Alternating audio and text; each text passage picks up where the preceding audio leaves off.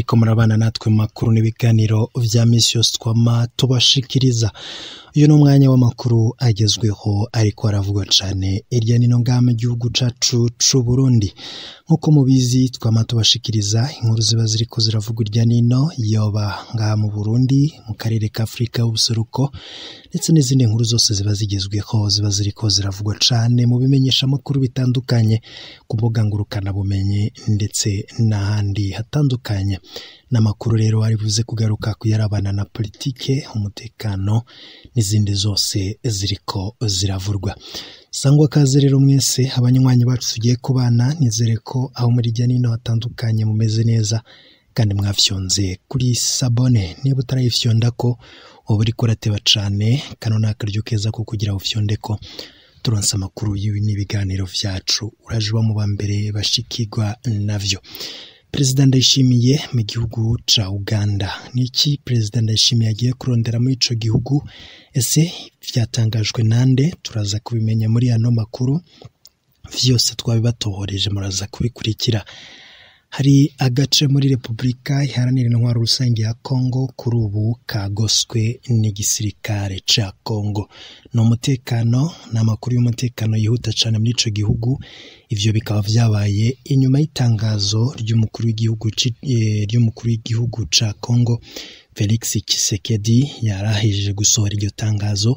Kuri ubu rero abasirikari sinze bakaba bakikuje agace bivurwa yuko karimwo imigwi itari mike y'abitwaje ibirwanisho. Turaza kuraba ivy'iryo tangazo ryasohowe n'ibiro vy'umukuru w'igihugu muri ico gihugu.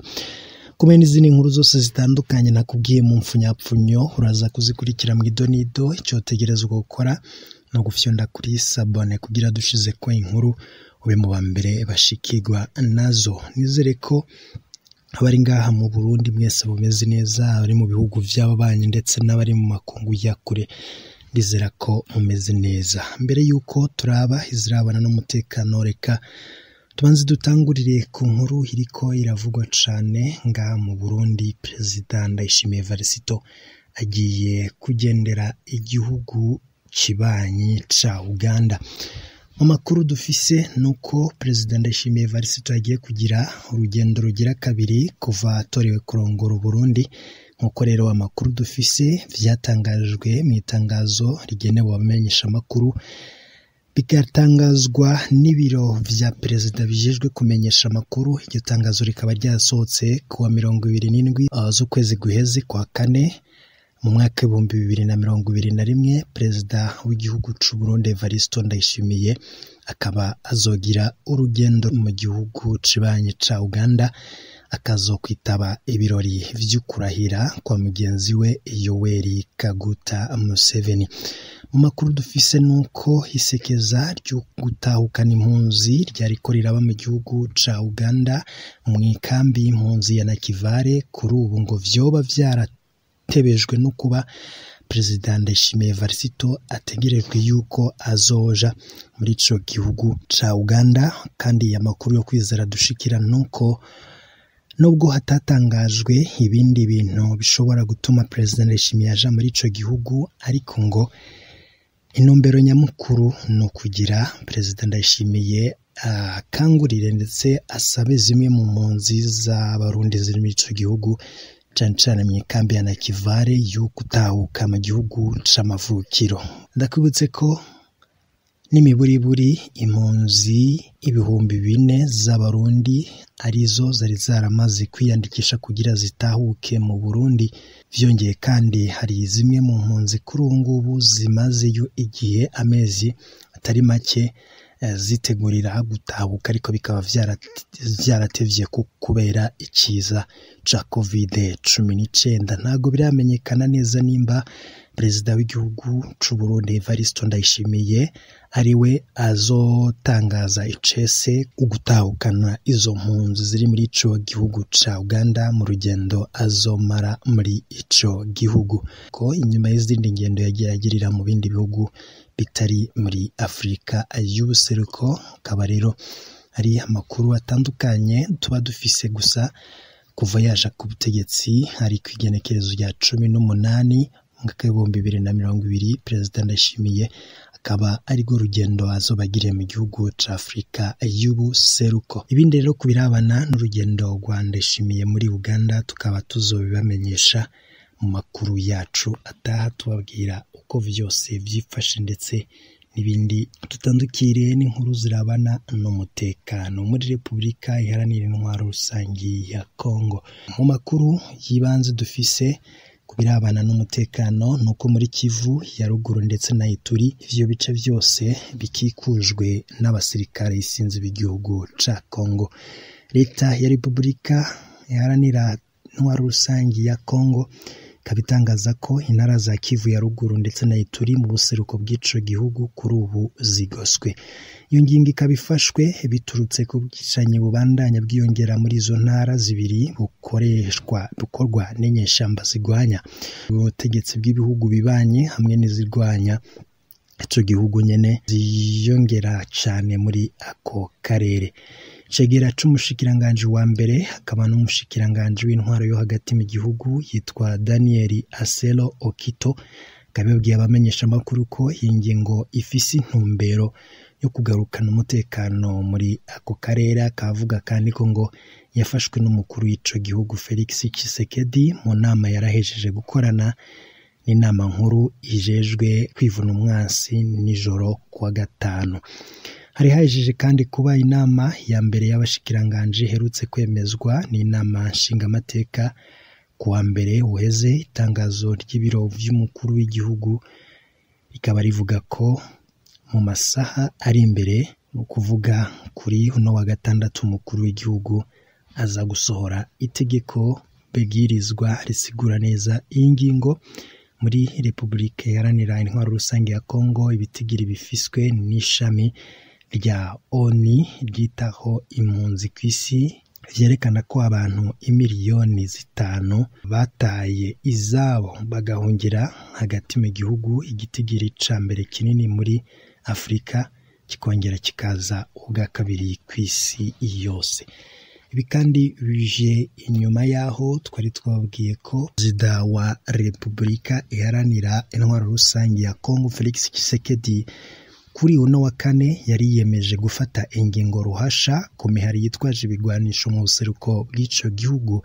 Iyo mihari imaze kwica ibihumbi vy'abasivile hamwe n'ibindi bihumbi vyateshejwe ingo zabo.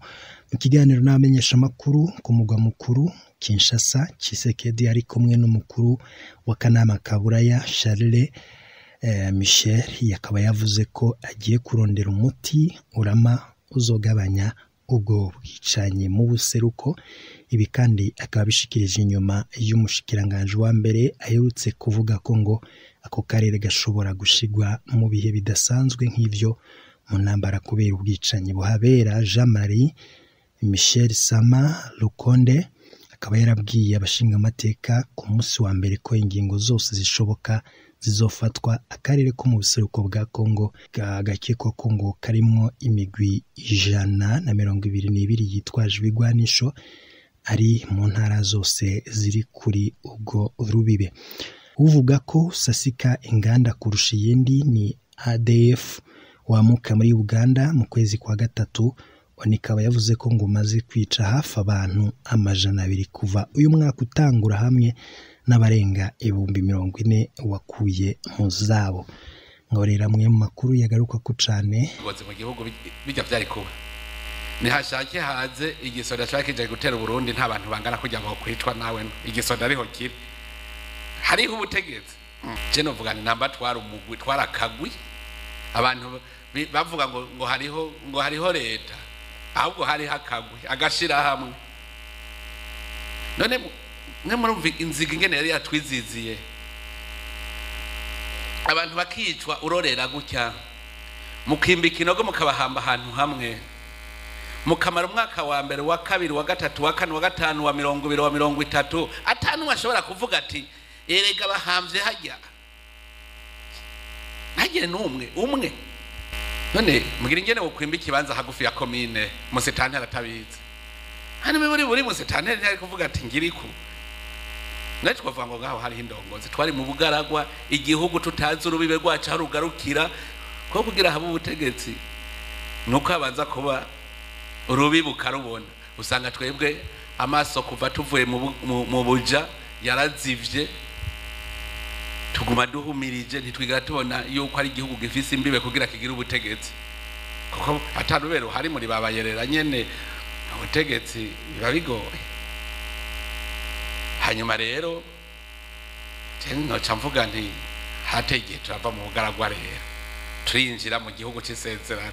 Erega naho twari ngaha nyene twahabura tuhabona. Hari igihugu murumva kwisi bene cyo bakivuma bati mwamahanga mwe ntimuzi wacu kandi azi ko ari wabo, anka iwacu hanye. Atari abarundi babigira ivyo, hari abandi babigira. Hari ivuga iyindi si murumva mwene igihugu avuma igihugu ciwe akacankisha makungu canke ntimuze. Hariyo bavyarawe, hariyo bayinarume, hariyo bose niyo bari mwakavuga ati numuriro udahera ahubwo wo haturira hose. Umva namuvyarawe ashe, erega baraturaba hajye bakadutwenga. Ariko ni muraberera ingene umutima wo gukunda igihugu rero uri kuragaruka. Ni murabe kwisi nihe mwari bwumve impunzi zigenda zikaja hamwe zikavuga ati twandikira ikete umukuru w'igihugu igihugu twahunze adufashe dutahe. Kwisi haramwari bwavyumva.